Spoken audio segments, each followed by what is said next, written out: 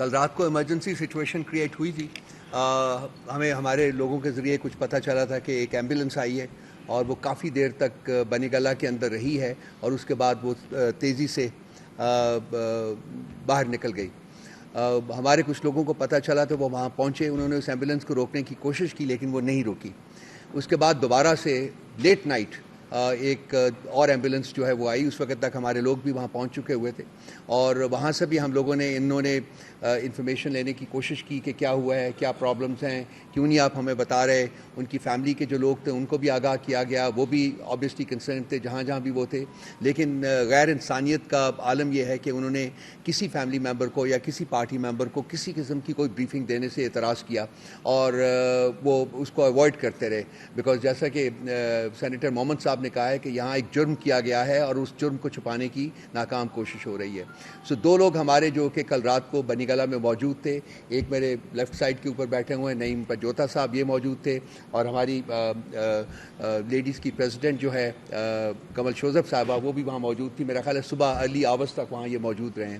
تو میں چاہوں گا کہ نعیم پہلے بریف کر دیں ذرا آپ کو کہ اس کے جو کل کیا ہوا, اور پھر اس کے بعد پھر میں کمل کو کہوں گا کہ وہ اس کو. بہت شکریہ جی, آپ سب دوستوں کا آپ تشریف لائے, رؤوف صاحب نے موقع دیا. دیکھیں, پہلی بات تو آپ کو بتانا چاہوں کہ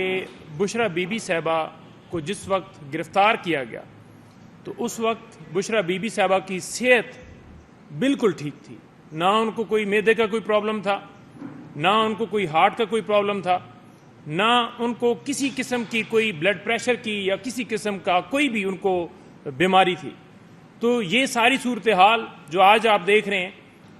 رات جو صورتحال ہوئی, جو اس سے پہلے 2 مہینے ہو گئے ہم چلا رہے ہیں کہ ان کے ٹیسٹ کروائے جائیں, اس لیے لیٹ کیے گئے کہ وہ جو زہر کا اثر ہے وہ اندر سے زائل ہو. اور رات کی جو صورتحال ہوئی اس کے حوالے سے میں بتانا چاہوں گا کہ رات کو بغیر اطلاع کے ایمبولینس بیمار ڈاکٹرز وہاں پر پہنچے,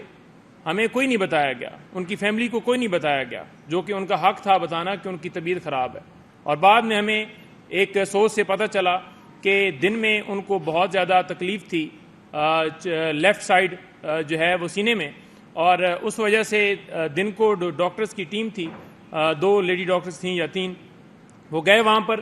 انہوں نے ان کا چیک اپ کیا اور اس کے بعد جو بھی انہوں نے میڈیسن دی شاید اس کے اوپر انہیں آرام نہیں آیا, تو لہٰذا ان کی تکلیف بڑھی, جس کی وجہ سے رات کو دوبارہ ڈاکٹرز کی ٹیم وہاں پر گئی اور دوبارہ وہاں پر انہوں نے جا کر جو بھی چیک اپ کیا, جو بھی میڈیسن دی. ہمارا حق تھا, ان کی فیملی کا حق تھا کہ بتایا جاتا, لیکن وہاں سے گاڑی روکنے کی ہم نے کوشش کی کہ ڈاکٹرز بتائیں, وہ گاڑی روک کے ہمیں پتہ چلے, لیکن انہوں نے گاڑی ٹکر مار کے وہاں بھگا کر لے کر نکل گیا اور ہمیں کوئی انفارمیشن نہیں دی. ابھی تک ہمیں کوئی انہوں نے انفارمیشن نہیں دی کہ ان کی صحت کے حوالے سے کیا کل ایسی صورتحال پیش آئی.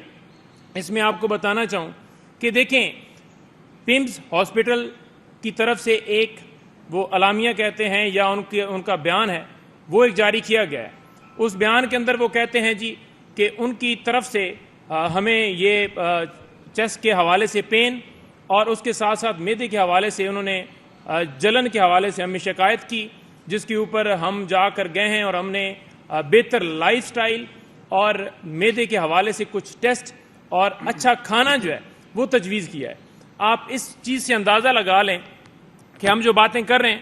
وہ باتیں انہوں نے تسلیم کر لیں, ہم جو کہہ رہے ہیں وہ انہوں نے تسلیم کر لیں کہ واقعی ان کی طبیعت جو ہے خراب تھی اور وہ یہ شکایات کر رہی تھیں. لیکن اس کے بعد آپ دیکھیں کہ جو لوگ, جن لوگوں نے گرفتار کیا ہو, جن لوگوں نے کیسز بنائے ہو, ان کی کسٹڈی کے اندر کس طرح سے علاج جو ہے وہ ٹھیک ہو سکتا ہے. ہم فی الفور مطالبہ کرتے ہیں, ہم فی الفور کہتے ہیں کہ پرائیویٹ ہاسپٹل شوکت خانم ہاسپٹل سے ان کا ٹریٹمنٹ کروایا جائے اور ان کے ڈاکٹر